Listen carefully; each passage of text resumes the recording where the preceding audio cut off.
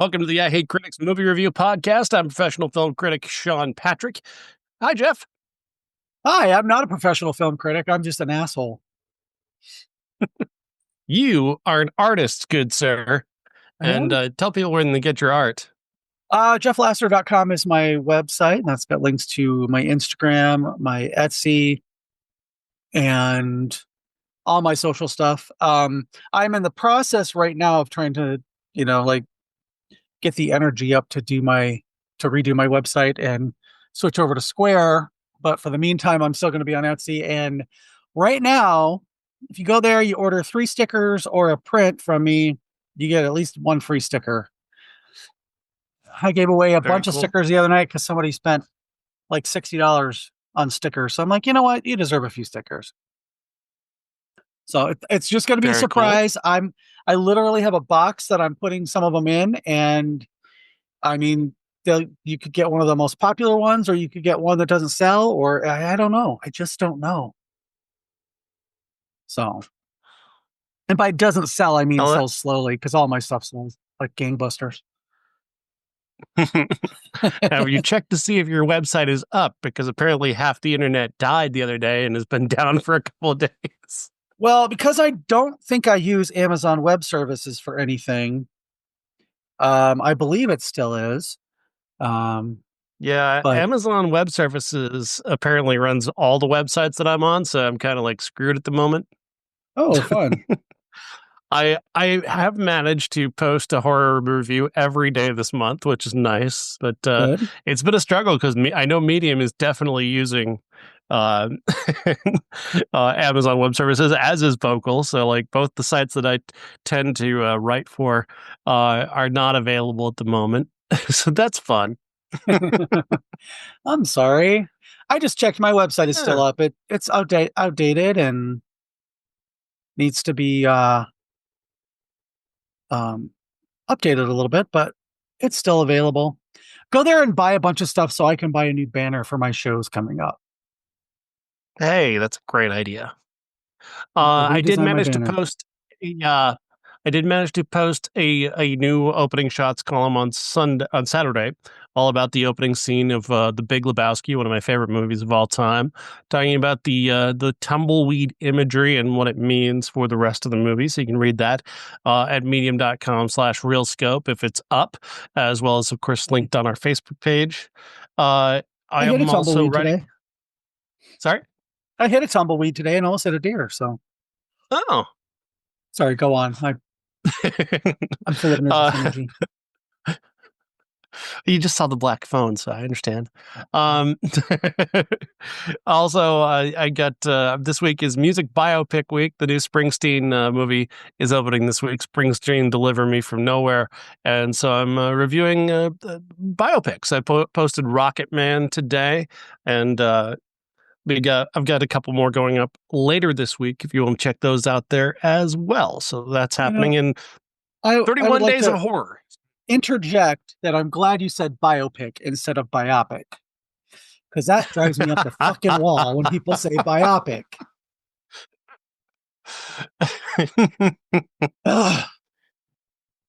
So anyway, thank you.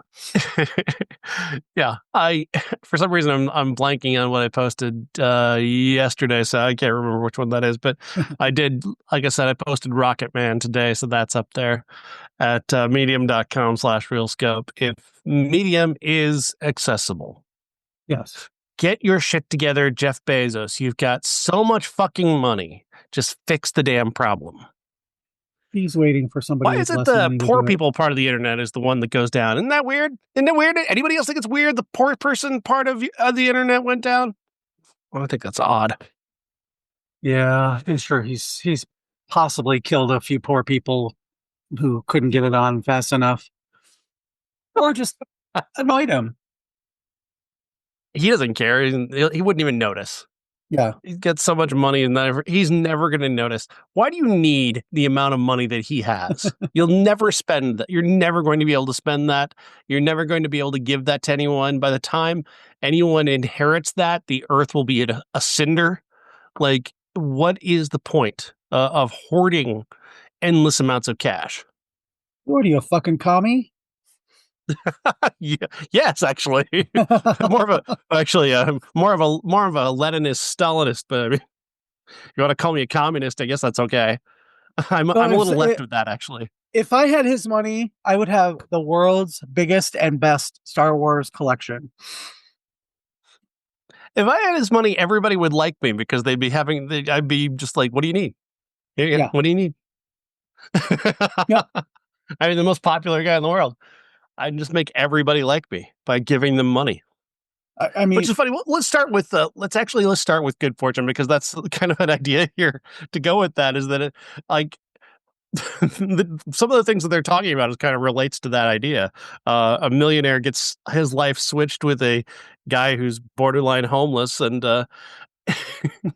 it just goes to show like when most people when they're having problems generally having money could fix those problems and make their mhm. life better and we're told oh no money isn't what matters fuck you it does it's the only thing that matters in this day and age having money can totally make your life much better. Literally every single one of my problems could be solved with money. Same. I'd have zero issues if I had just Yeah. if you just gave me a couple $100,000 I'd be set for life like I wouldn't need anything else. Yeah. I mean, I'm a little more expansive. I'd like a few million so that I could live off that. Let's face it, I'm not going to live for very much longer because I'm a horrible person when it comes to my diet and exercise. So just give me a couple $1,000,000. I will, invest it and I'll leave it to charities and, some of my family. Um, and I'll buy all the Star Wars toys I want, and then I'll be happy. That would Yeah. probably make me live longer. So I guess I'd need more. Yeah, it's weird. Like, I think, yeah, I think being happy does make you want to live longer. Okay, forget Good it. Fortune stars and is directed by Aziz Ansari, who plays a delivery driver. His life is miserable. Everything bad seems to happen to him all at once. He gets a brief ray of light when he gets a job working for Seth Rogen, who's a billionaire tech bro, and they seem to become kind of friends until he uses the company credit card to buy himself and his girlfriend a dinner one night, and that gets him fired. Keanu Reeves is an angel whose main job is supposed to be saving people from texting and driving, but when he sees Aziz Ansari's character being seemingly a lost soul, he decides to step in and try his hand at helping people. It he helps him by switching their lives, and turns out, yeah, having a lot of money just solves all of his problems. Pretty much. Nothing. It this movie, in many ways, is kind of pretty good. I think it's probably the best. That's the second best movie for me this week, I guess. The I laughed. I was moved by the idea, but I thought getting near the end, I was like, just share the money that you have and you'll be fine. Like Yeah. if just take some of Seth Rogen the money and just give it to Aziz Ansari and all this problems are set aside. Like you won't need the emotional aspect of this. The core is solid. Like Aziz Ansari gets switched to Seth Rogen's life. Seth Rogen wants his life back after realizing he's had it taken from him, but he can't get it back because Aziz Ansari has to want to give it back. Genuinely want to go back to his own life because he's realized that it's worth living. But his life wasn't worth living. It was really shitty, so he doesn't want to go back.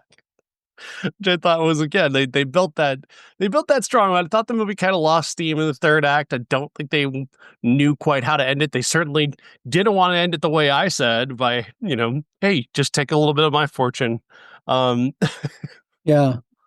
Like, why didn't you just go, well, you just come work for me and you guys can, have a nice house and I'll pay you, a very large sum of money to be my assistant, and then you'll have everything you need.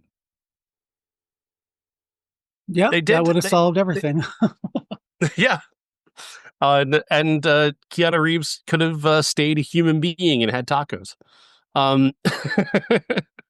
I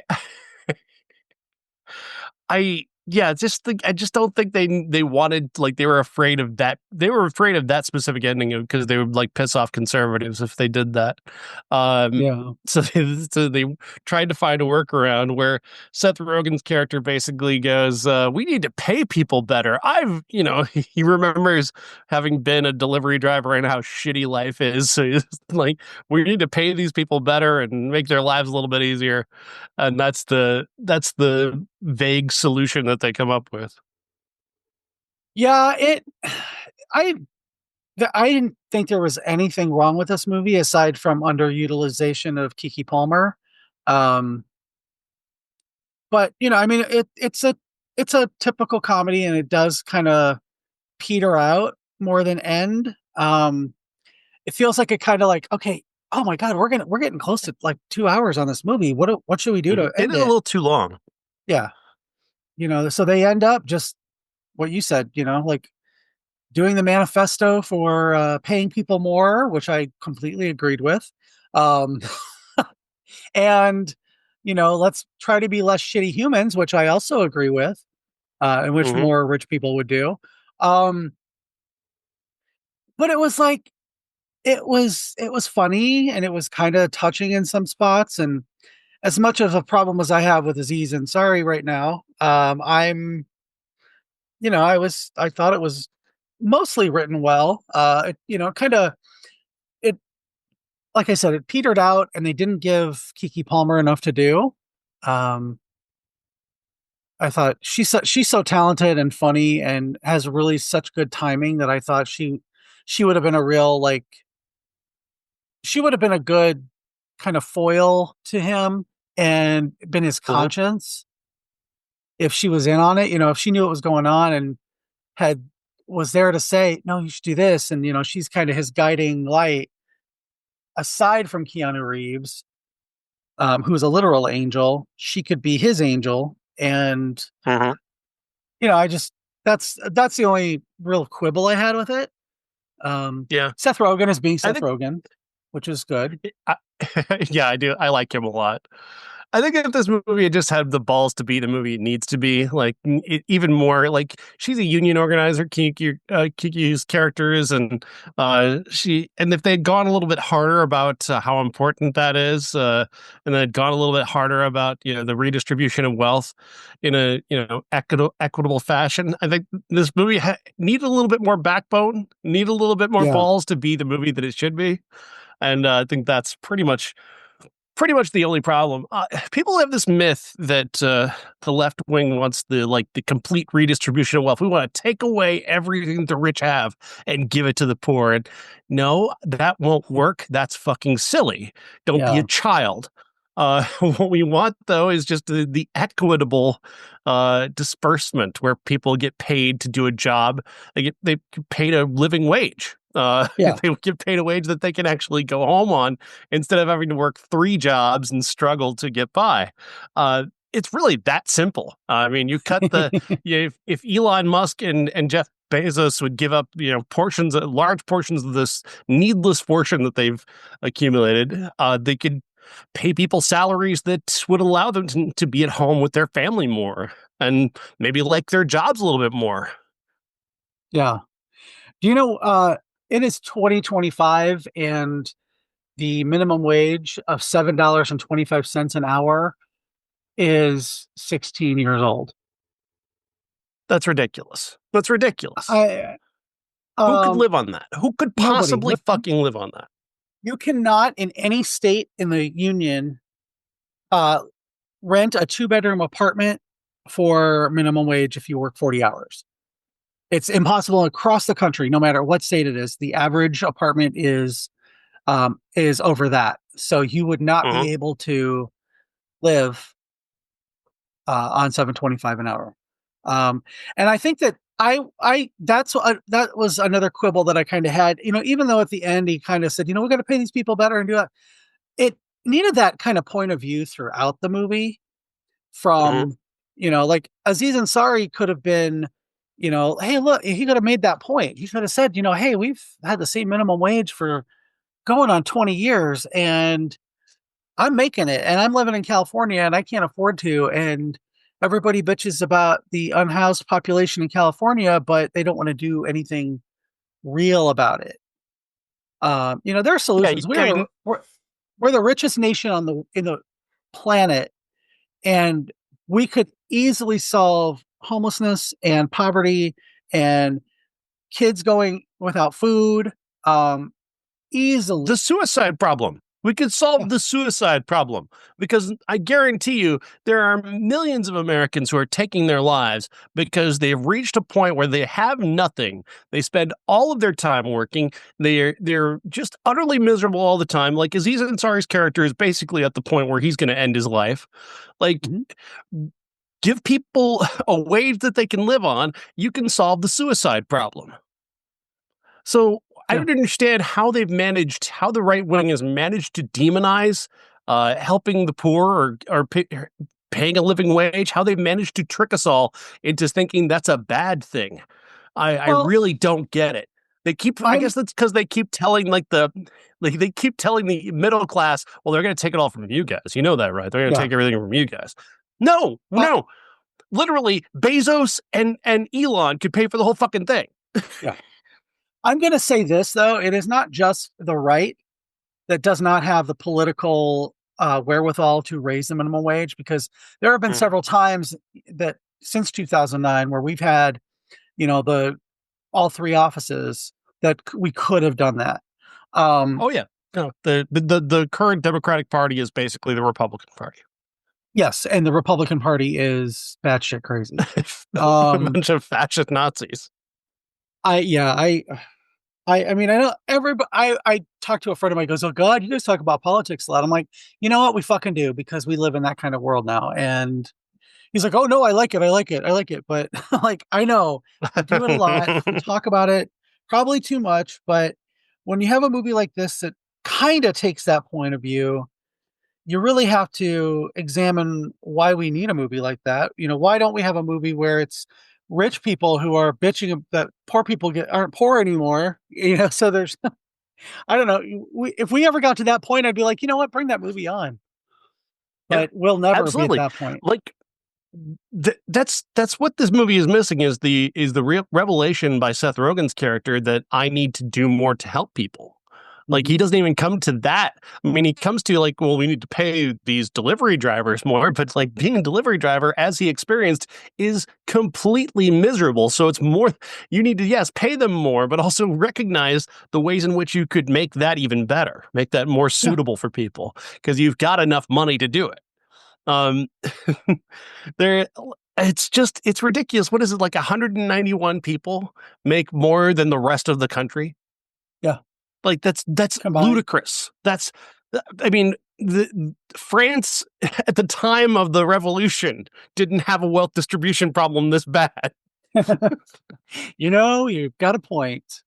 Um, yeah, I really, taking it to the movies, you'll see all these people on the internet. And it's usually along political lines. Like, you get the dick writers for Trump, and you get the woke left, and they're all bitching at each other about how, you know, they there's no such thing as wealth distribution, and if you just work a little harder, then you won't need welfare and blah blah. And I'm like, you know what? I know people who work two jobs and don't make enough money to put food on the table for their kids, because the kind of jobs that we have in America now are service jobs. We are a service Mhm. economy as opposed to a manufacturing economy, which we were at the golden ages. Um, but we've sent all that stuff, in the pursuit of record profits. We have sent so much of our manufacturing overseas that we've lost the plot when it comes to Mhm. our own America first, if you want to call it that. We can't be America first if we are subservient to the rest of the world, and we are that, and we have been that, and it doesn't matter, you know, who is in the White House or what remains of the White House, because it's really about who's buying Congress. And I mean, there's no political will on either side for things to change, because they're getting paid. The lobbyists in Washington are paying the congressmen to look the other way, to keep wages low, to not help countries that need it, things like that. It's really it's it's kind of sickening when you think about it. And I'm not like bashing Jewish people. I'm bashing the fact that we give Israel billions of dollars a year, and they have free healthcare, and we don't. There's no Yeah, what's political that will about? to give us free healthcare, but we are funding nations that have free healthcare, and they can afford to give their citizens free healthcare because of the fact that we subsidize it for them, but we can't subsidize it here because the insurance companies and everybody pays lobbyists to pay Congress to look the other way and not give us healthcare. The Affordable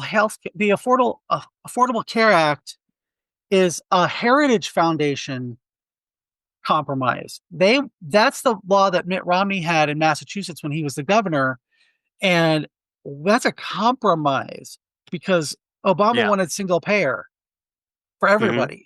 And the compromise was, no, look what we did in Massachusetts. So let's do that. And that was from the Heritage Foundation, who wrote Project 2025, who has ruined the nation. So if that tells you anything about how bad our healthcare is,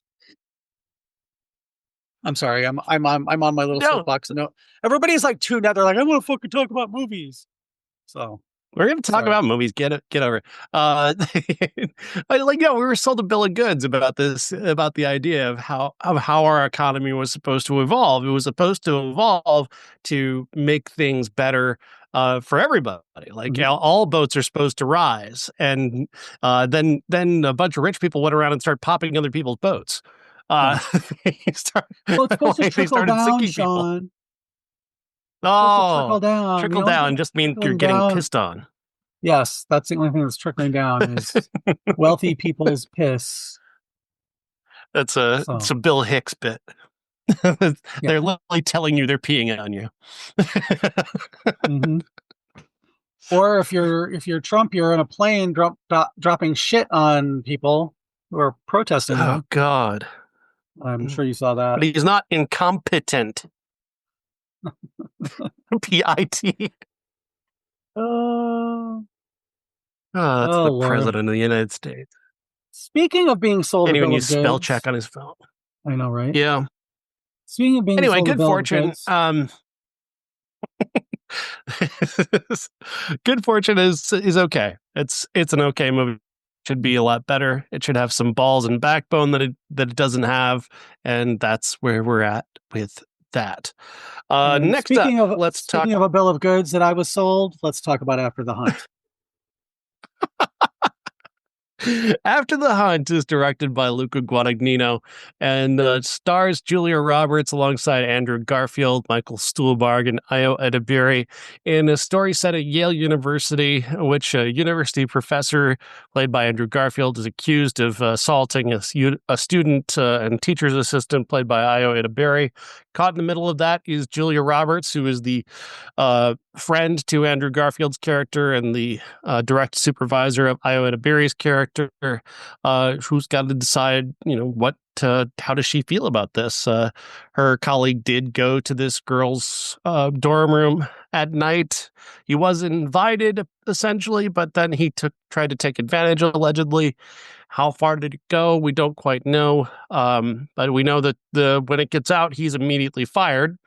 Um, so something happened, but we don't quite know what. We also don't know what anybody's true motivations are. We keep getting all these various different things thrown at us about their motivations and backstories. Like Andrew Garfield's character does like to get a little drunk, and he does like to hit on women. He does even hit on his best friend Julia Roberts, who's a married woman. So like he does have that tendency. But Ayo Edibiri's character is incredibly privileged. She's got a very rich family that gives a lot of money to the school. So she's also been kind of pushing this story up the media market a little bit. So maybe she's got something she wants out of this. Oh, but Jeff, there are no safe spaces.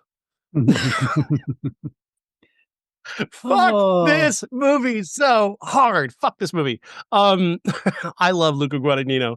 I loved Queer. I thought Queer was incredible. I thought, I mean, Challengers was one of the best movies of the last year. I've got my Luca Guadagnino bona fides. Like I love this man's work many a times, but he feels like, well, like a 50-year-old man who's directing a movie about cancel culture and trying to make the point that the kids just need to toughen up a little bit and go fuck yourself. First of all, I don't understand this thing about. I've never understood this thing about demonizing so-called safe spaces or comfort zones. Like literally, that's only the only place I want to be is in my safe space, in my comfort zone. It's the place I like being. So why is that a bad thing?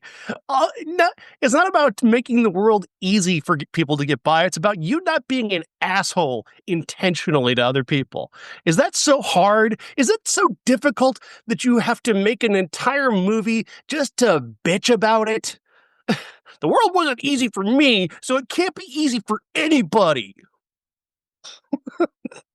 Thanks, oh, boomers. Fucking right. dicks. So everybody's like, "Oh, you're in an echo chamber," and I'm like, "Yeah, I don't want to listen to your fucking bullshit. That's why." And it's So are you, it's what, dickhead. yeah. At least my echo chamber wants free healthcare for everybody, and Yeah, no, my echo chamber tells me to be kind to everyone I meet and, not discriminate against them. Mine sounds a lot better than yours. yeah, yeah. I I really wanted to like this movie. I like everybody involved.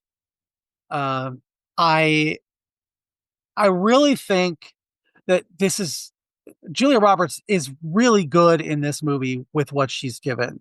But what she's given is intentionally one of those movies that it's kind of a Rashomon situation almost where you get different perspectives of different um characters at different times to make you like whip your head and say, "Oh my god, maybe that's what really happened." And then it's no, that's what happened, and it's to the point where it's just a little too gotcha.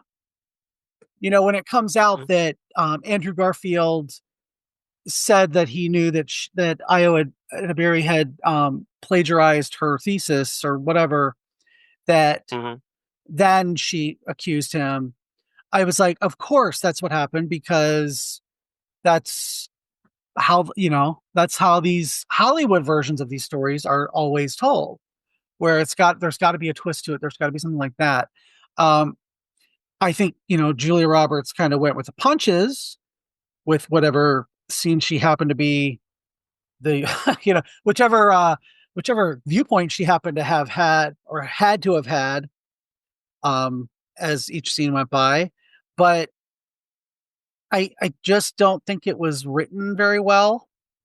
mhm, Um, and I mean, this is a prestige movie. One of the movies that comes out in the late fall for Oscar bait, and it is so obvious that that's what this was going for based on everything about it, the stars, the director, the subject matter, um all of that was in pursuit of awards. And I kind of reject that in the fact that if you're going to do that, you got to have a better script, you got to have a more cohesive narrative, um and not just 2 hours and 10 minutes of just meandering back and forth and long conversations that don't go anywhere. But this one, at the very beginning of the movie makes sense now 2 hours later, but you've kind of forgotten it because there's so many other little different um going nowhere conversations that happen in the middle of it. So yeah, I I'm much angrier at this movie than you are. I'm angry at this movie for being one of the sleaziest things I've seen in a while because it pretends not to be. It pretends not to be sleazy, but it's very fucking sleazy to the point where Luca Guadagnino intentionally uses the Woody Allen font. Like, fuck you, Luca. I understand. I know exactly what you're doing here. But the sleaze comes in this speech where so Julia Roberts has this secret that is revealed in the dumbest fucking way possible because Mhm. no human being does this where they put their deepest, darkest secret in an envelope where someone might be able to find it. Like, that's just Mhm. not something any human being does. On top of which, her secret is that she was a 15-year-old girl and she fell in love with an adult man and caused that man to kill himself because she was so in love with him. And it was entirely her fault. And 15-year-old girls just have that kind of power over men. Fuck Yeah. you, Luca. So much fuck you with that shit. That is such a bullshit thing to do. To tack that on, that bullshit talking point that the right has been putting out there about, oh well, girls, they can manipulate men. The Mhm. men have no control over themselves. They can't make their own decisions. It's all about their dick, and your dick decides everything for you. Fuck Yeah. off with that First bullshit. of They all, tried to stack that deck so hard in her being this manipulative 15-year-old who was in charge of this. And it's like that's just such fucking bullshit. I was just I wasn't livid. I was laughing at how gross I felt during that scene. yeah, it's not so much that first of all, suicide is the fault of the person who did it, not somebody who they think caused it. Like a 15-year-old girl is never the reason somebody kills themselves. That Hmm. a grown man. I reject that this was put on her character Hmm. um by the writer, the director, and Julia Roberts for not saying, "Come on, really?" Because I don't think if that was her deep dark secret, I can't imagine she would, you know, be where she is today. And as far as her character goes, I just think that I reject the premise that this all hinges on her deep dark secret. It's like a play that never makes it past like off Broadway because it's just so cringy. Mm, So absolutely. and Speaking I of just cringe, Michael Stuhlbarg's performance, I have to talk about this because, uh-huh. like, I, the coding on him is so ugly. It's just this idea that he is not masculine because he cooks and he cleans and he's home all day, and this makes him somehow less of a man. And he's being cuckolded right in front of him by Andrew Garfield's character. And when he tries to make a reasonable point about this whole bullshit going on, his point is immediately undermined by the fact that he's not really a man because Mhm. makes a nice dish at night, and then he storms off to play his music loud because he's so upset. Fuck you, Luca. Fuck you. Yeah. I just think this could have used like two or three more passes uh at the script level and his character and Chloe Sevigny's character was just so cardboard and one note that it brought everybody else down. And I think that Yeah. Did you if did this you have to did she have to bring up Morrissey like three times in one scene just to make the yeah point? I can't believe these kids actually listen to this. Aren't they going to get triggered? yeah I just Oh, I that and the whole like one note character of so many of these the secondary characters brings down what I think are some really good performances by the leads. hmm. And I feel like this movie could have been my top five if they hadn't had that stupid twist and if if it hadn't been so long where there were stretches of literally nothing happens except like we got three scenes of Julia Roberts puking and just like without really, I mean, there didn't seem to be that much of an explanation throughout the movie of all of her how bad her real issue was without having to see her throw up. And I just think that with with her, if her character is sick, that should be one of the, that shouldn't be just like a third tier thing that's going on. And it just seemed like, oh shit, we got to make her sympathetic, so let's make her puke. And It's she it, comes off yeah, as very unsympathetic throughout a lot of it. And I would have rather it's the seen her child's been guide completely, to yeah. it's the child's guide to making a character's interior exterior, if you will. Mm-hmm. Well, no, I just She's think so wracked about this whole thing that her ulcers are eating her up from the inside, and she's got to get it. She's got to vomit it all out.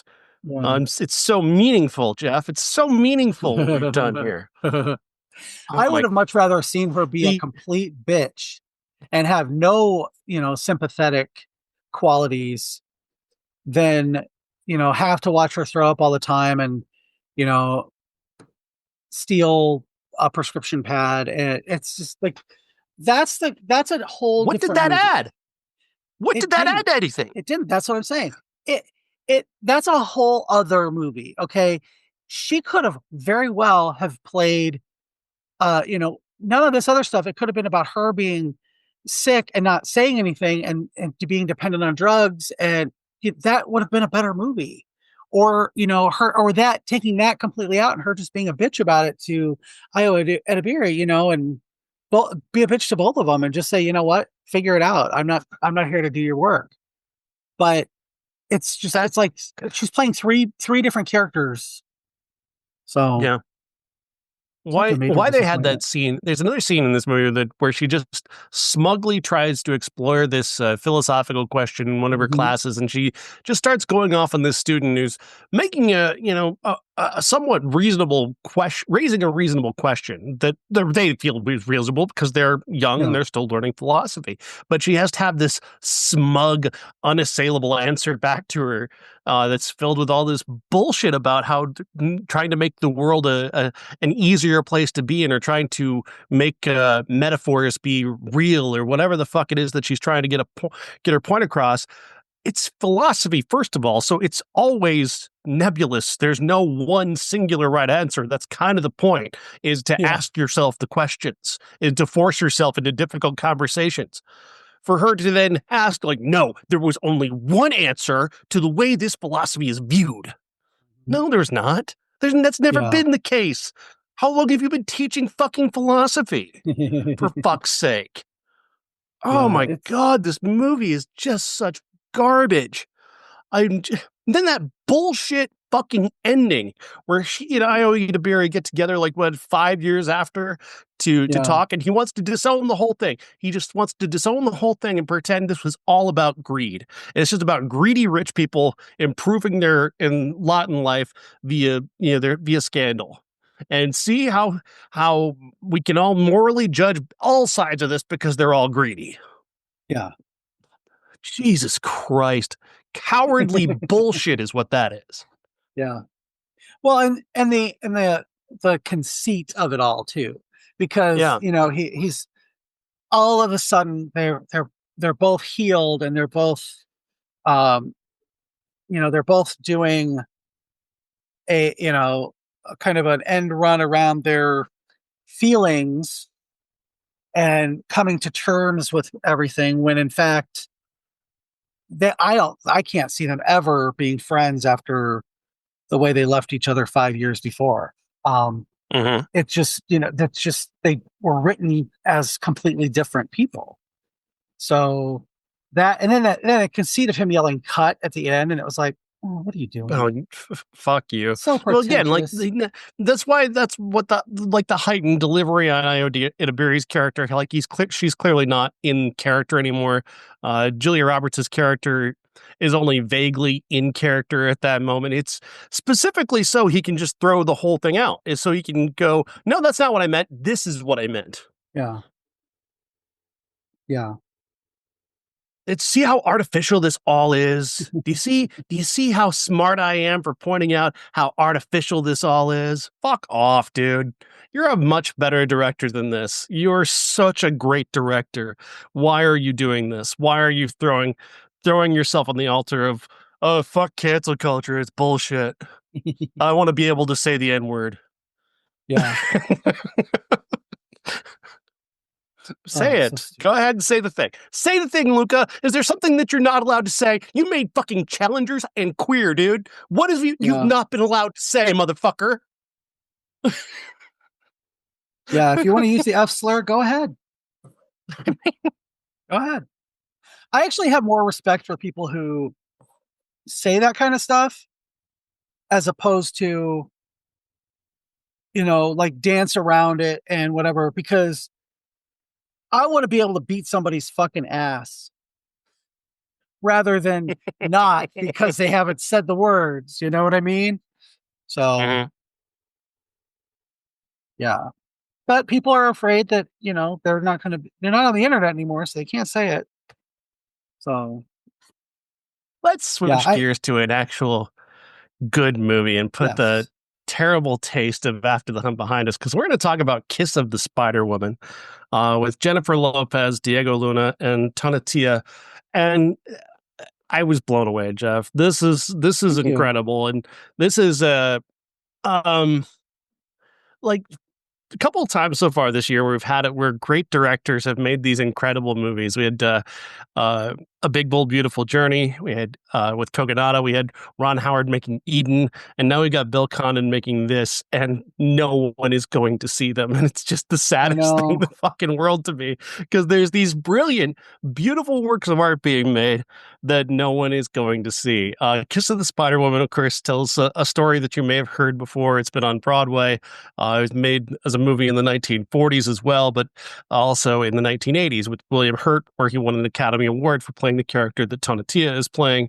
A gay man gets thrown into a political prison. He doesn't quite know why he's there until he knows why he's there, which is he's there to try and get information on his cellmate, Aregi, played by Diego Luna.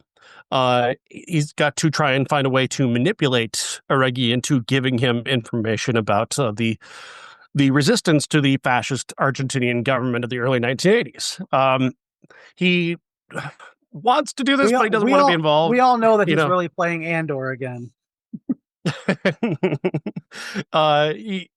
Tomatiuh wants to do this because it's going to get him out of jail early, but he also doesn't really want to do this because he's not a political person. He just wants to watch movies and love his mom and find a boyfriend. That's really all he wants. Yeah. And really, I just, that's all I want for him too. But, all I want.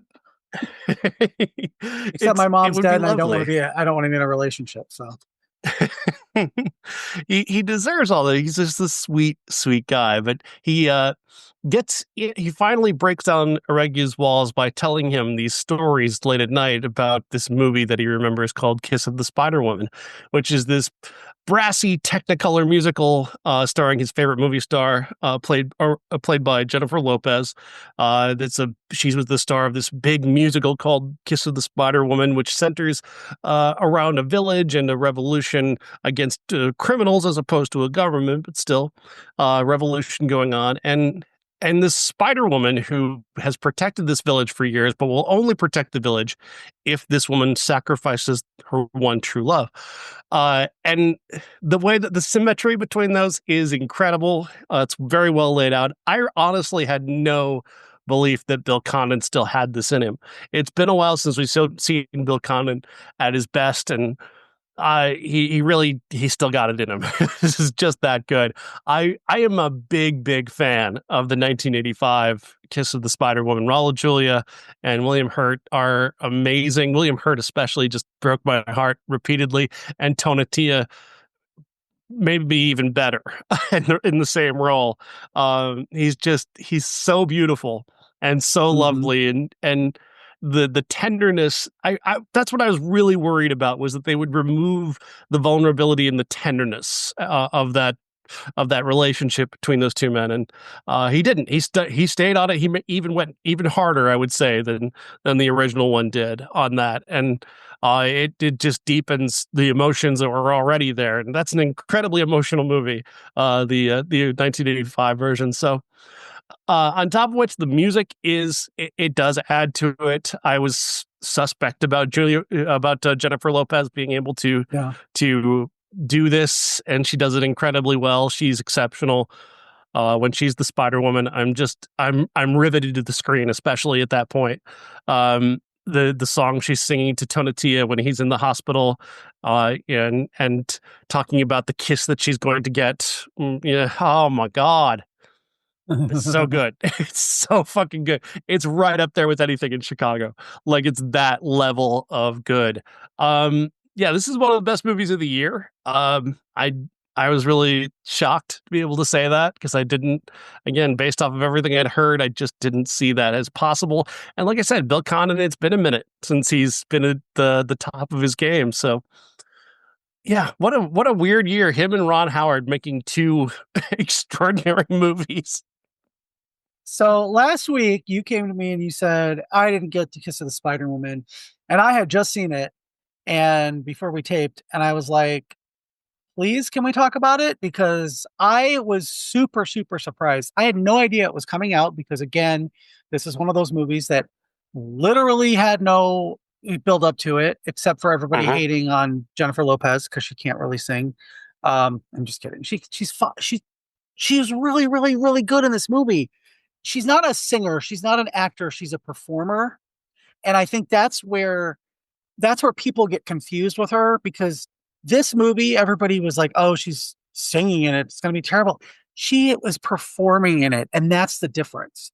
Like Madonna. Madonna is not, she will come right out and say, I'm not a good singer. I'm not a good actor, but I'm a performer. And Jennifer Lopez puts everything that she has on the screen in the musical numbers, especially. There's a couple.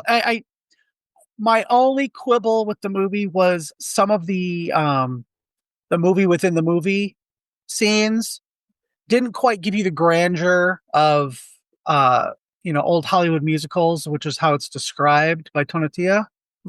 Yeah. But they looked a little low budget as far as the sets go, and everything seemed in some of the early ones, it seemed like they were shot on the volume, the um, the big backdrop screen that they do for some of the Star Wars shows and whatever. Uh, and that took me out a couple times, but when you get towards the end and they're in the forest or in the jungle and that looks like an old Hollywood movie. And then when she's the Spider Woman, it's just like, holy shit. you know, I sat through the last half hour of that movie having to pee so bad, but I could not take my eyes off the screen. Everybody puts it right up there. And they all play dual roles. They're all in the movie. And it's at first I did not realize Tomatiuh was playing both roles because he's so suave and good looking in Kiss of the Spider Woman, and he's disheveled and fey and femme in the prison scenes. And then when Diego Luna comes out in the movie within the movie, I was like, oh, holy shit. He just kind of leveled up so much.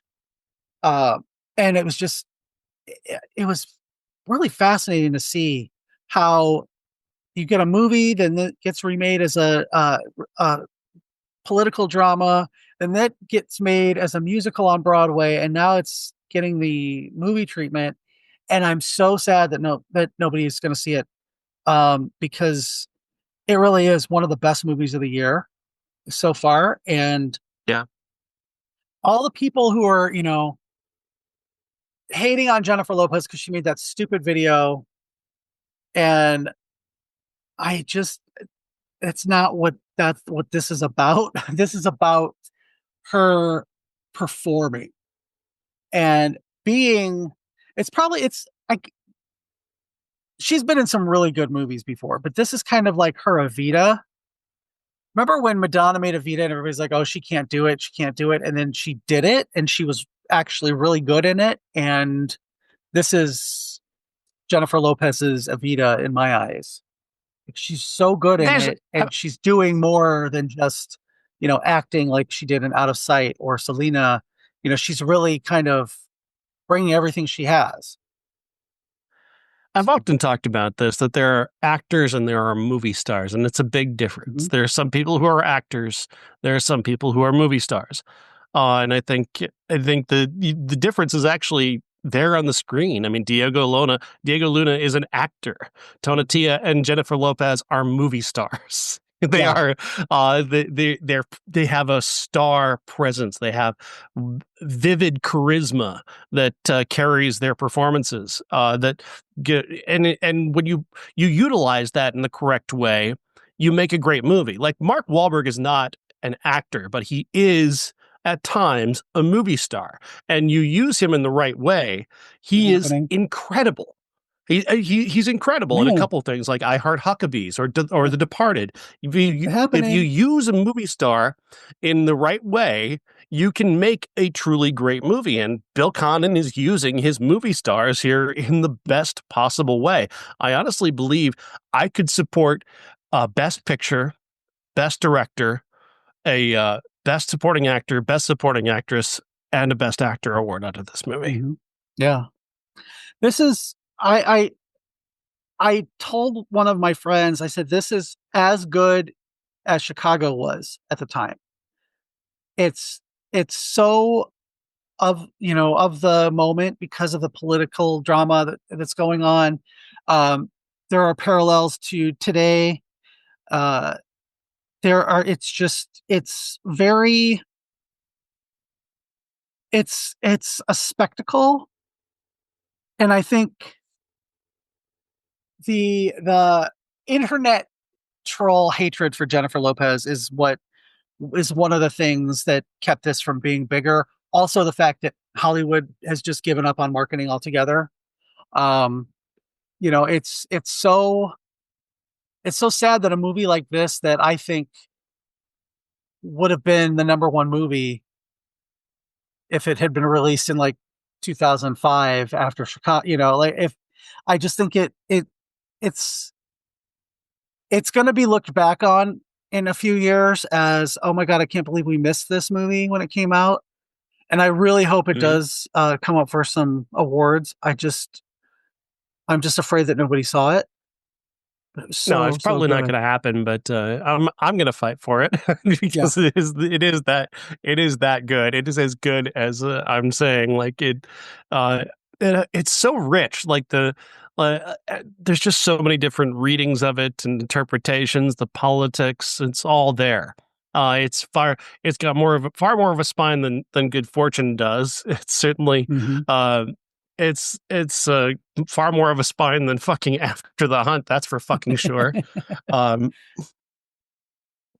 it's a movie that is it's just rich in every way. Whether you just go to listen to beautifully staged musical numbers, or you're there for this grand romance, or you're there for you're there. I mean, just it all works. It all works. And when Tonatia puts on that dress at the end, I'm fucking dying. Yeah. I was lucky to be alone in the theater so I could actually express myself properly because I'm never ashamed to cry in a movie, but I needed a little bit more. I needed a moment where no one Yeah. was looking at me. Yeah. It's like I mean, it's not really a spoiler if you've seen the original movies, whatever that he does do for Diego Luna. Hold on. What he asks, and he finally gets his piece, but it comes in death. And the song that he does with the Spider Woman is just, it's heartbreaking because you're like, oh, he's the one good, good person in the movie, like that with no, he doesn't have any ulterior motives or anything like that. And of course. So, yeah, I mean, everything about it, the performances by him and Diego Luna when they're just the two of them, the production design, aside from, the small quibbles that I had with some of the Technicolor stuff. Um, I I really loved it. I can't see that it's not going to be in my top 10 at this point. Yeah, top five for me. I've made up my mind on that one for sure because it's one of those movies that just gets better the further you get away from it. Yeah. Um, it's only gotten richer in the minutes I've been away from it. So And I want Tonatia to be in like everything. Hollywood has no idea what to do with him. None. They're Yeah. not going to have any idea what to do with him, and that's really unfortunate. We've only glimpsed his talent here, and I guarantee you they don't know what to do with him. Yeah. And that's maybe even more heartbreaking than the fate of this movie is the fact that Hollywood is not going to know what to do with this kid with And I this don't much know talent. literally anything about him other than seeing him in this movie. As I I don't understand know it, if he's a pop star in oh, Argentina, I okay. believe. Yeah, he's so good in this that I can't tell anything about him. You know what I mean? And I don't know if that's to his detriment or if that's to him, possibly becoming a bigger star. I don't know yet. So, Uh-huh. but I hope he is because he's so good in this, in both roles. Anyway. All right, let's move on to the only blockbuster of the weekend, which is The Black Phone 2, featuring Mason Thames and Madeleine McGraw from the first film, alongside, of course, the grabber played by Hawke. The Obviously this makes sense because the death in the first film was not an obstacle to people communicating with each other, and it's not an Mhm. obstacle to them communicating with each other in this movie. You simply have Madeleine McGraw's character be able to speak with dead people, and that gives the grabber his opportunity to make a comeback. The idea here is that we're several years down the road, still very much traumatized by what happened to them. The He begins hearing the phone again, she begins hearing the phone again, and she finds out that there is a campsite, a winter camp, where there are at least 3 kids who were killed by the grabber who need to be put to rest before he can be fully put to rest. And of course, he is beyond death now, but is still a grave threat to Madeleine McGraw's character, which Mason Thames has to protect her. I really liked this. I liked this, I think, as much as I liked the first film. I really enjoyed the dynamic between Madeleine McGraw and Mason Thames. I think they are wonderful together. I think they've got a wonderful brother sister quality to them. I bought into how much he wanted to protect her. I liked the side characters that they brought in. The camp counselors I thought were an interesting group. 2 of them you got to just absolutely laugh at the entire time, which was good. I liked having that there. Um, I like Damien Bachir brings a surprising a depth to a character we didn't know much about, and then when we find out what he's there for and how he's been part of this the whole time, it's a good payoff. And Hawke just knows how to play the grabber. He just knows how to make that character as menacing and terrifying as possible. And I think Scott Derrickson just does a great job of putting those elements in place and delivering a movie that is just as satisfying as the first one. I was really skeptical about this because the first one was so good and it was based on an established story and that it had such great performances by the kids in it. I was really skeptical because it's been a few years and the kids are growing up and sometimes we all know how it is that sometimes it just doesn't work out as kids age and that certainly is not the case here because they're both really, really, really good in this movie. Um, I love that they open up with Finn having like a lot of aggression Mhm. left over from his experience killing the grabber in the first one. And then this is the 80s, the early 80s, so he doesn't have a lot of opportunities for therapy or anything like that. So he's taking it out on kids at school, which good for him. Um, I my only I had my slight quibble was it just kind of for me. I think in the middle it just kind of tried to lengthen itself out, with some scares and things like that instead of getting to the meat of the story. But that was like, I mean, it's just a couple sequences in it that I was like, okay, come on, let's find out where we're going with this. I I think that I wanted a little more of the grabber. I wanted a little more Ethan Hawke. I I liked the sequences that are kind of her vision, um, where everything is kind of slowed down and looks like a music video from the 80s, because I thought that played really well with the time period. Um, Mhm. where you just see a glimpse of a car and there's like music behind it and everything. And I really liked that about it. Um, I thought it was slightly ham-fisted with the ending with like what happened to the mom. And um, but I like the interplay with the family. And when, the dad finds out and they all kind of, their, I guess their family is a little saved from finding out that she didn't kill herself when they thought that for so long. Um, Mhm. and they have that little interplay at the end where they're driving off. And I like that a lot. I think that it's one of those movies that is just long enough to not overstay its welcome. Um, there are some really good performances. Damien Bashir is always good. Um, the uh, the camp owners, I think they could have gotten a little more gruesome comeuppance, but because she was a real coos. But yeah, I, I was like, oh, I want her to just be like gruesomely murdered, you know, but not gruesome enough apparently. Yeah, I did really enjoy it. Like I said, there was only a couple, you know, short sequences towards the middle where it felt like they were just kind of jerking themselves off as far as like the atmosphere and stuff. Um, but I liked the setting, the winter setting. I thought that was very interesting. I struggled with The that a little bit because, like, how does a winter camp work?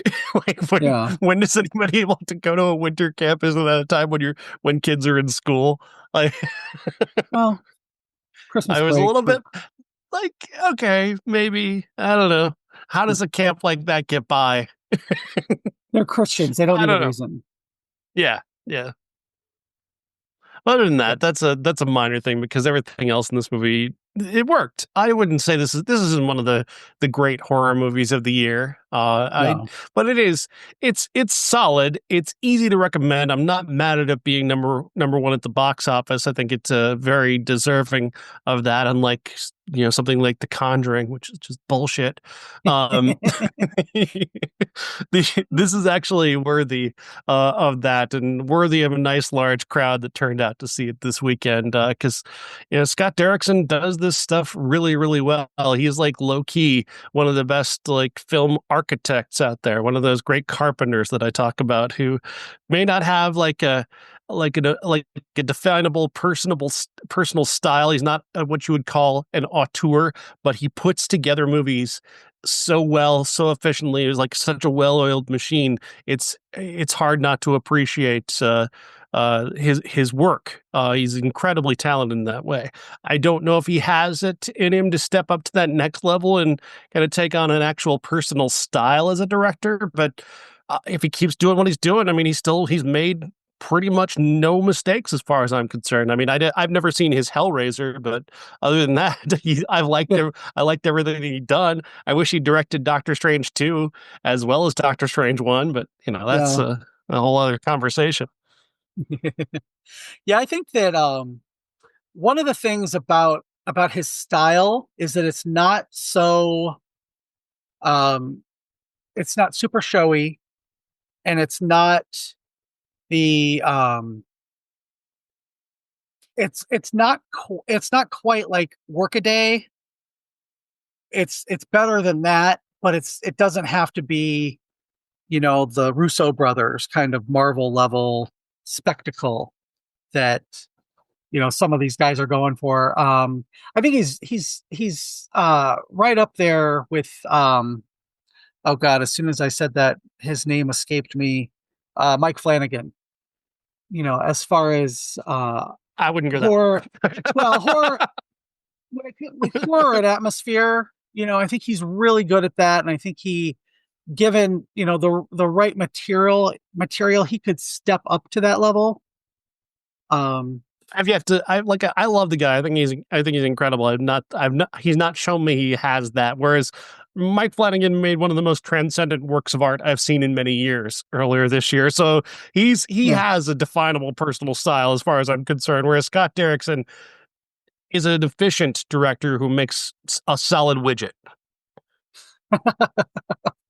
I think he has it in him to do that personally. But maybe I'll be wrong because I'm usually wrong about these kind of things. No. It's been he said, but he's been directing movies for 27 years and he has yet to do that. That's my point. No, I've only heard of him for a little while, so that doesn't count. Did you ever see his Hellraiser?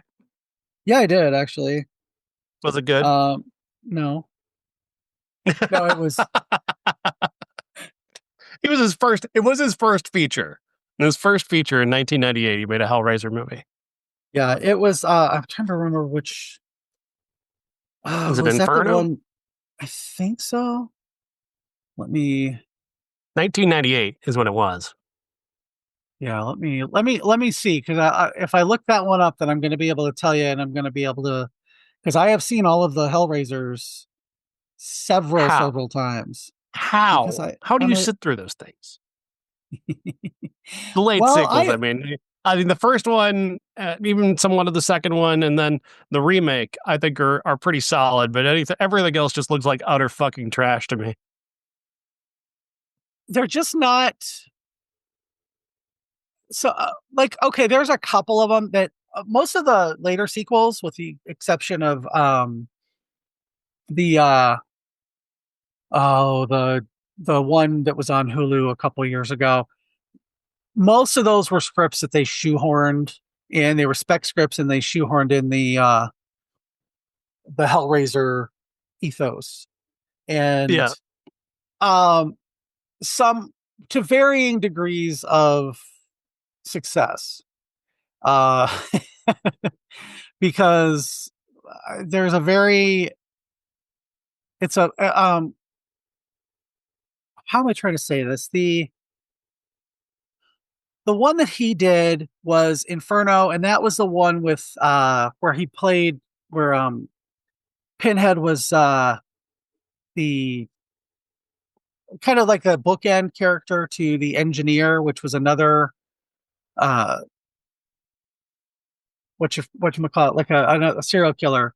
Um and Craig Sheffer played in it, and it was one of the better ones of the later sequels because it wasn't about the Cenobites and the way that they kind of um, did part three, where it was a direct sequel and it was written as a horror or a Hellraiser movie, whereas this one they had to just kind of shoehorn it in, and it was more of a procedural that had Mhm. Cenobites in it. So yeah, I'm looking at the cast and I'm like, okay, I remember this one. It was one that I actually watched as opposed to got really bored with and just played online.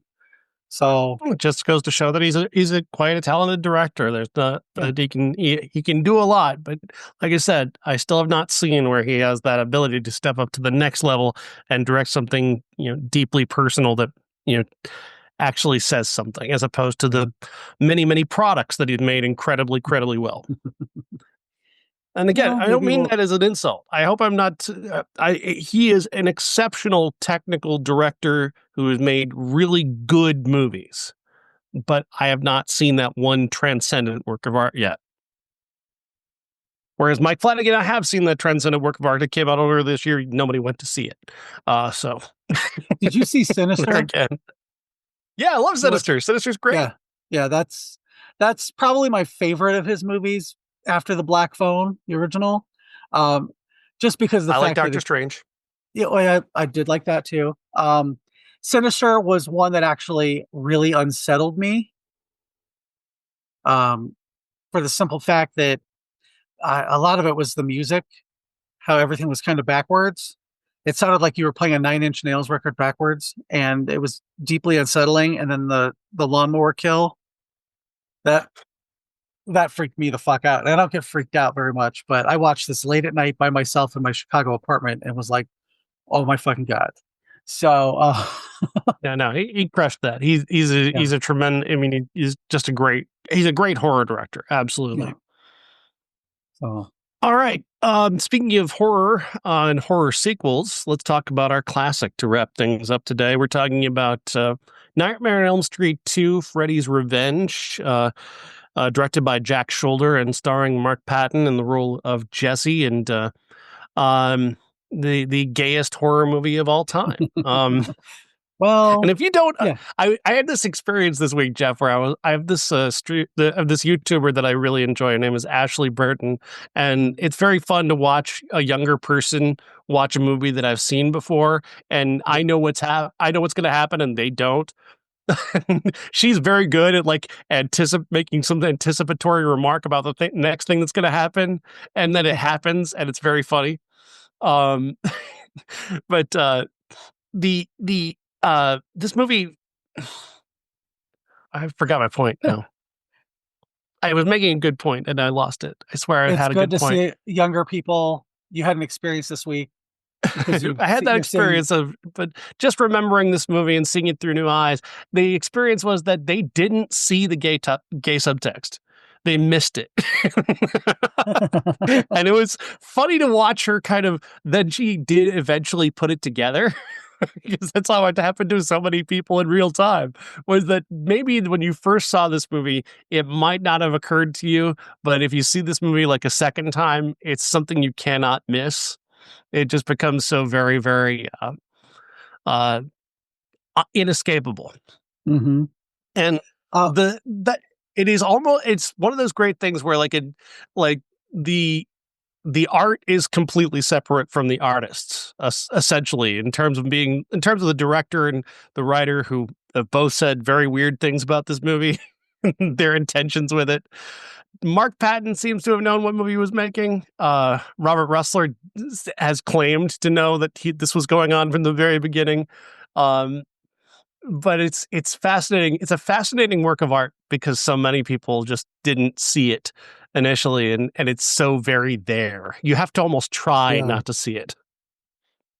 Okay, a couple things. First of all, full disclosure, I am friends with Mark Patton, and I tried. He's been very ill the last couple of years. He's had COVID and long COVID and HIV positive, and all so many of these things that are happening. He was supposed to do Scarefest weekend last weekend in Lexington, Kentucky, and couldn't make it.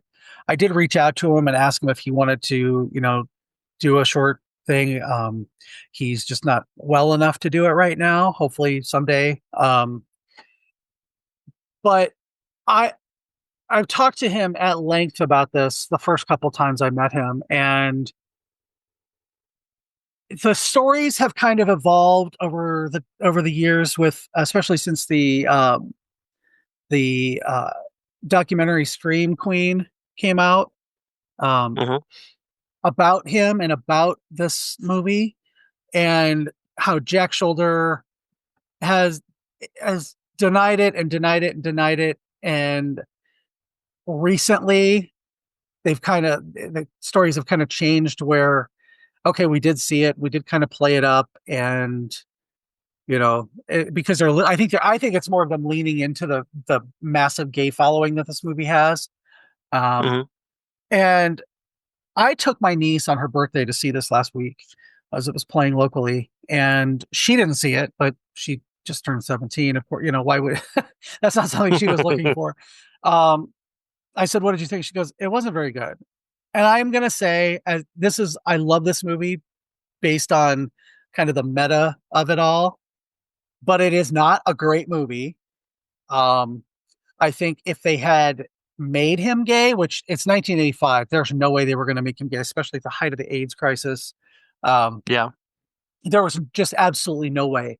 If they remade it, yeah, it would be Love, Simon with Freddie, I I saw something in it when I first saw it. I saw it in the theater when it first run.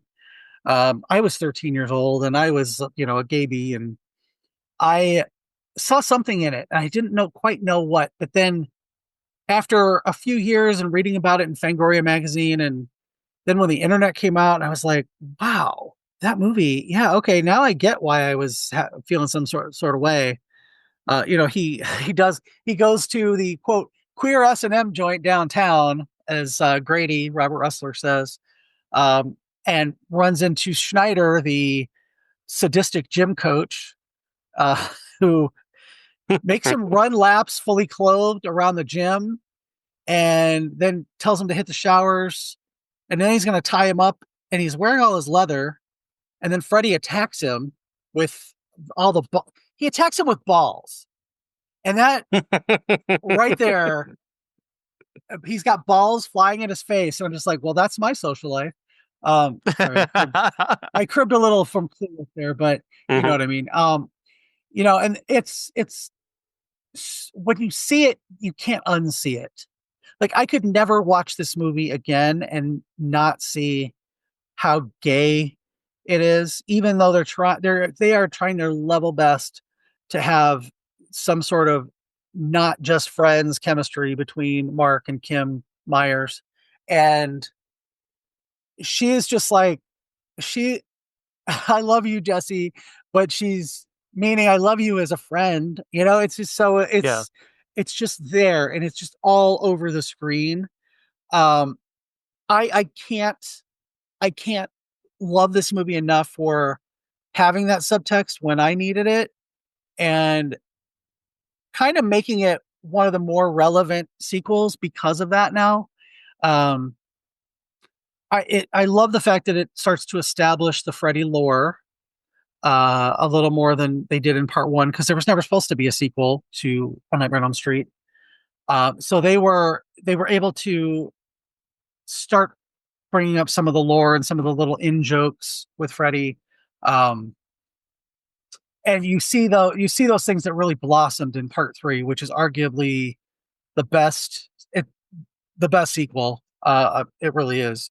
Um, but you see those seeds being planted in this one, and I feel like if they were able to have gone with Jesse being in love with Grady, like, it's obvious. And even Grady says, "You got one of the hottest girls in school, and you want to sleep with me?" Yeah, because you're hot, Robert Ressler. I'm sorry. Um, it's just it's a movie that it's easy to study and not enjoy as just a stupid sequel. But if you try to watch it as a stupid sequel, it's harder to enjoy. Does that make sense? Yeah. Yeah. Yeah. I It's know. people who don't get it, or who kind of go, no, it's just a horror movie. It's like there are multiple ways to read how this movie treats being gay. The first of which, of course, is that Freddy is essentially internalized shame that is coming forward to enact, Mark's greatest fears. People seeing him for what he is, even as he's trying so desperately hard to hide that part of himself. Uh, Homophobes have read this at the end like, oh, well, see, that's her saving him from being gay. With the, Yeah. a straight girl coming in and giving him a big kiss, that saves him from being gay.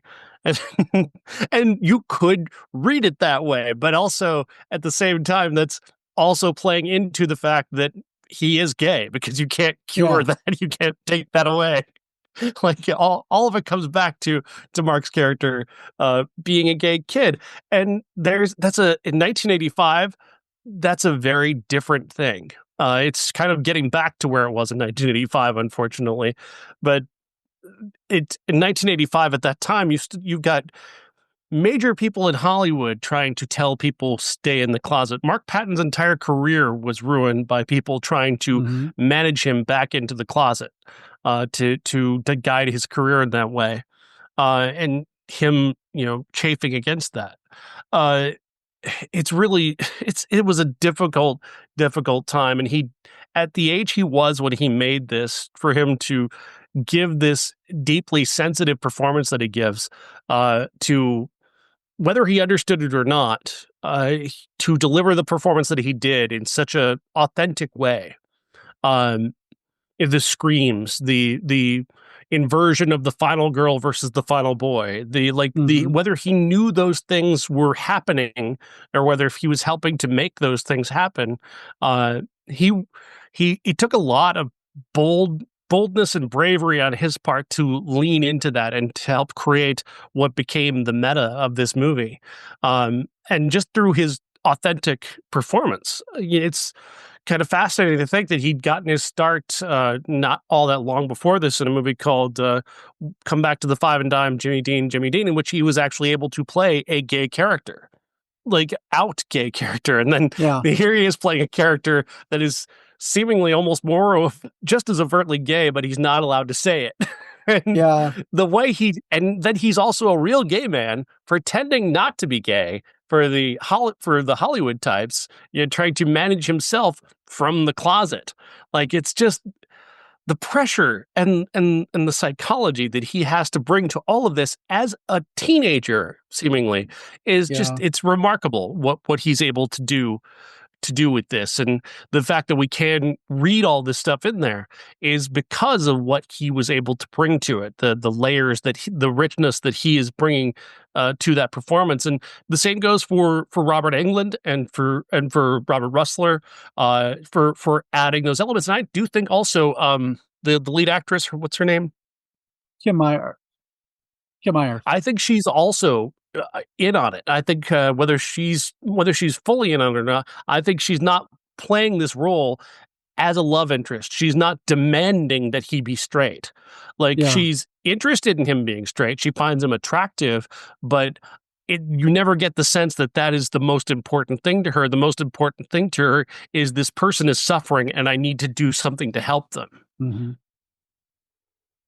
Yeah, she's she's playing what's written on the screen or on the screenplay as a love interest with the decidedly, and I trust me, I knew these girls in high school because I tortured a couple of them with wanting to date and whatever.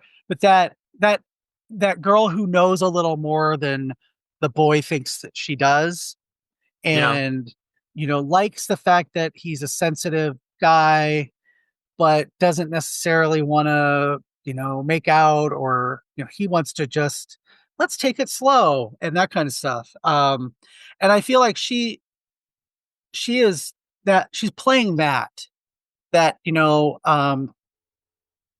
like they're backstage in the high school theater department.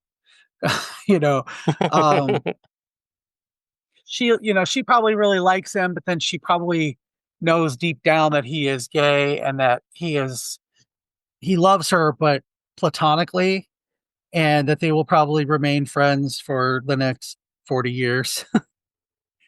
So it's it's kind of, in retrospect, it's kind of sad for both of them because he's not able to be who he is, and she's just there to be, supportive while he comes to his realization about himself. So Mhm. yeah, She's I think that, emblematic of women who grew up doing that, though. yeah, She there's a sensitivity to her performance, I think, that again, intentional or not, I think it's there. yeah. Well, and I think if you look at it like in retrospect, so it was 1985. Like I've talked about how Cruising came out before the AIDS epidemic really ramped up, but it, because of the fact that everybody every killer along the way is a different person, but they're playing the same killer, that now can read as an AIDS allegory. Whereas this movie, you could almost see Freddy as AIDS and this gay kid who is, he's fighting that specter that's always there, because in 1985 AIDS was always there. And I think that is one of the Mhm. reasons that, because so many people perceived Mark as Jesse to be gay, I think that kind of ruined his career for a long time. And I think that in retrospect, you can see it. Freddy is HIV, and he is fighting him and fighting him and fighting him, and only when he accepts the fact that um, it may happen and he'll have to deal with it when it happens. That's when Lisa steps up and says, "I love you no matter what," and he accepts Freddy and is healed. Um, but Mhm. that's a 40-year later interpretation after seeing, the absolute devastation of the AIDS epidemic. So I'm not saying that Sure. that was even remotely um, on the producer's minds. I'm just saying, looking No, at it no. from this perspective, you could read it as that. I just think that the meta of this movie is more important and special than the actual script because I mean, there's a fucking exploding parakeet in this movie with a Freddy face on it. Um, that's the kind of stuff that we're dealing with in this movie. Uh, so it's not that deep, but I'm making it a lot deeper than it really is.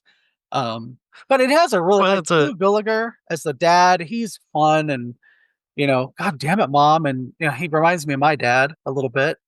Um, just everybody in it is they're okay. We're making a horror sequel, and this is what we're gonna do.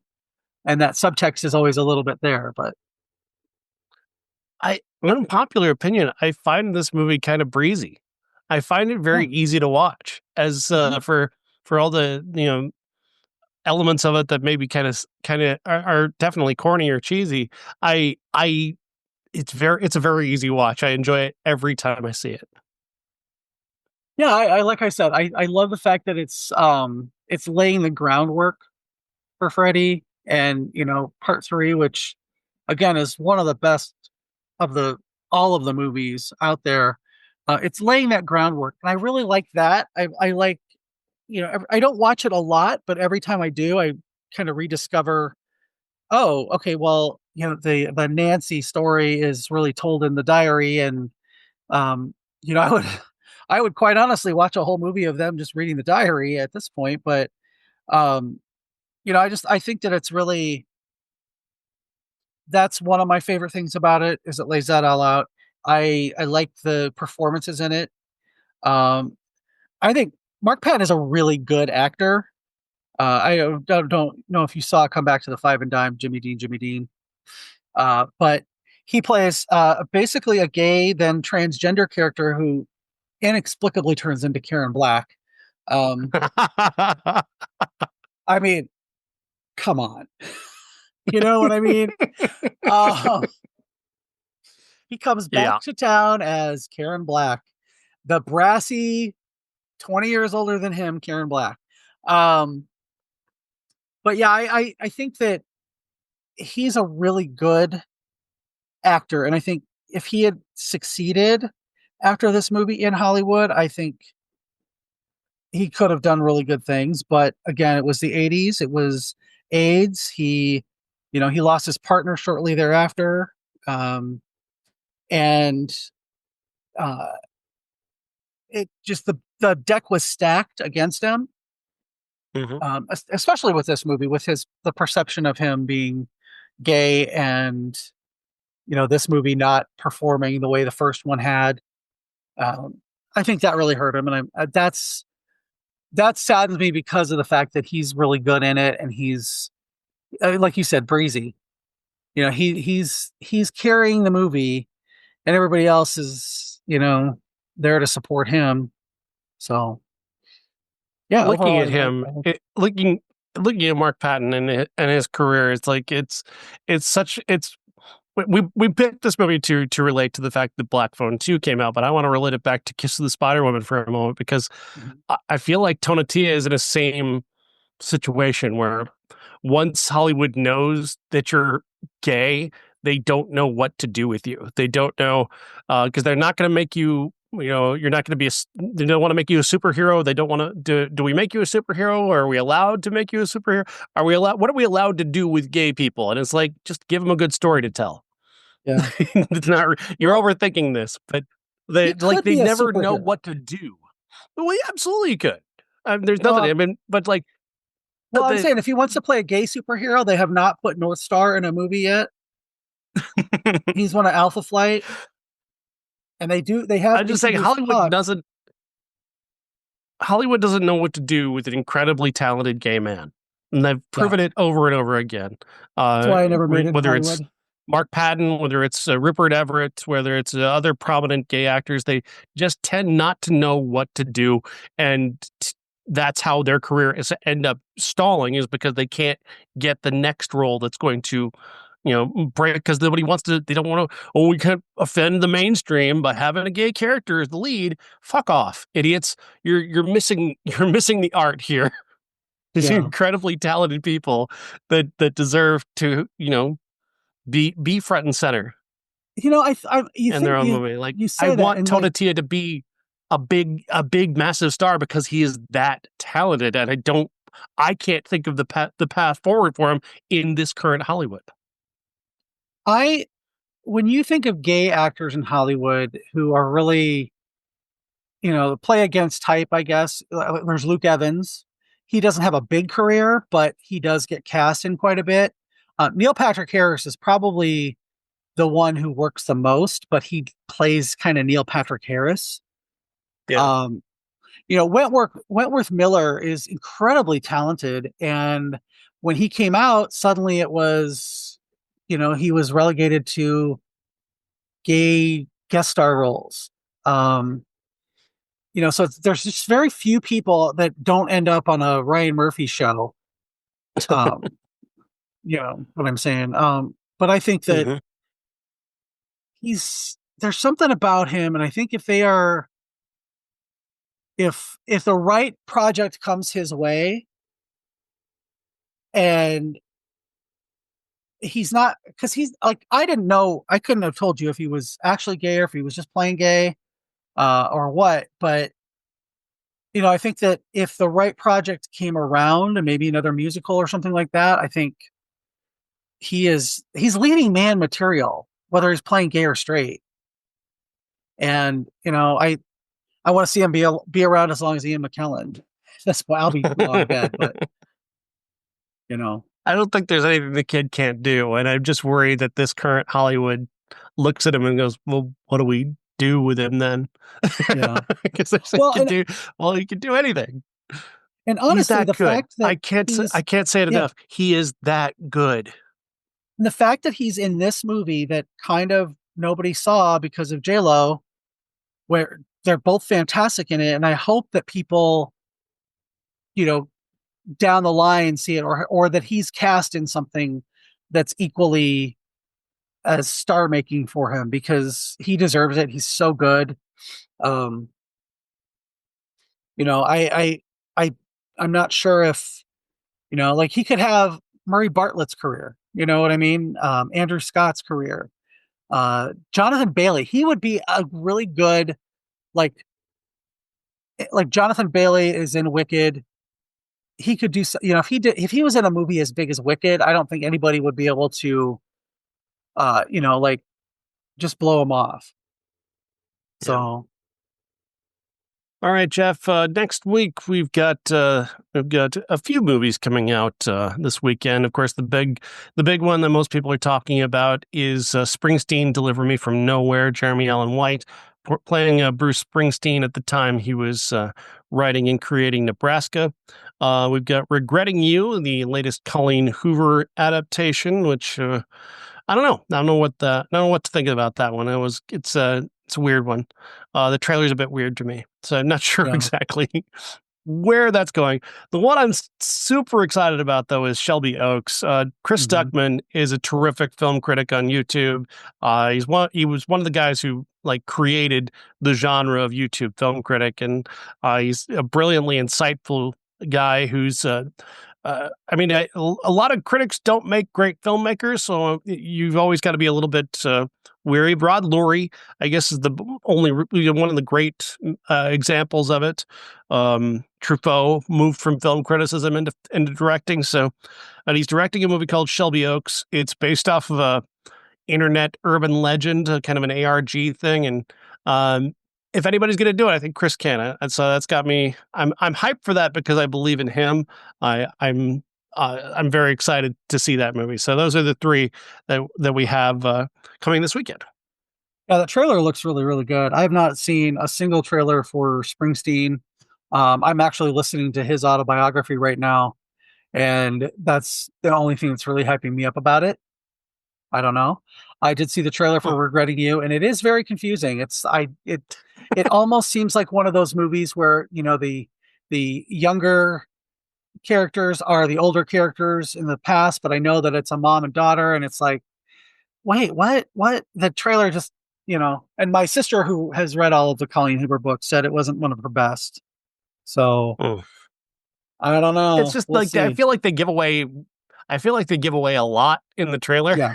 Like, Yeah. the fact that like the aunt and the husband are cheating together, and then she's gonna get together with Dave Franco's character. I feel like all of that is in the trailer. So what is left to tell me? Well, They go as far as to even have the title drop in the trailer. Like, I could regret a lot of things, but I'll never regret you. yeah. And it's like, oh God, fuck off. Well, and the thing is, I'm gonna that this movie is not for us. This is not for the general Right? movie going public. This is for people who read the book, which was a blockbuster Yeah, book. Jeff. I think for us to enjoy this, instead of the young girl who's playing the daughter in the movie, we need to just in our minds replace her with Megan in that scene. Oh Lord, I just I've just I just imagined got her that having on a really Blu-ray, emotional moment with Megan, and and then her putting her finger on her lips and singing this woman's work.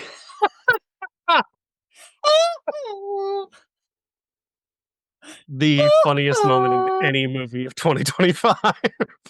Oh God, I'm telling you, that movie top 10 for me, definitely because of that moment. I adore that. I bought it on Blu-ray after my show last weekend because I was like, you know what, I made a little Yeah. bit of money. I'm going to treat myself, and what am I going to treat myself to?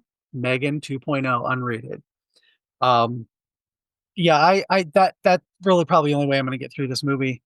Um, As for a classic, Springsteen hasn't been in many movies outside of documentaries. They've been good documentaries, but we're not going to make a documentary of the classic. But he does appear as himself as the character in the movie High Fidelity. So what do you think of that as the classic? sure, I've never actually seen it, Great. All right. so High Fidelity is the classic next week. Thanks, Jeff. sounds good. Thanks a lot. Have a good night. Bye.